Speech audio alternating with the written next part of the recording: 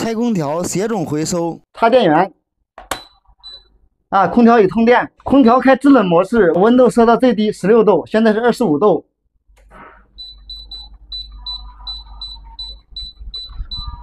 啊，压缩机已经启动了，冷风的话也出来了。现在我们去外面回收协种。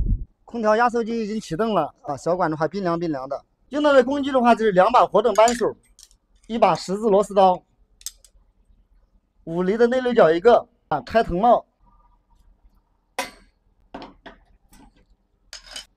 大小管藤帽一拆，用5厘的内六角关小管阀门。小管阀门已关闭，等30秒左右关大管阀门。现在先把小管藤帽装上。时间到，关大管阀门。大小管阀门已关闭，藤帽装回去。我们去家里关空调、拔电源。拆空调协种回收操作完成，再把藤管和内外机连接线拆掉就 OK 了。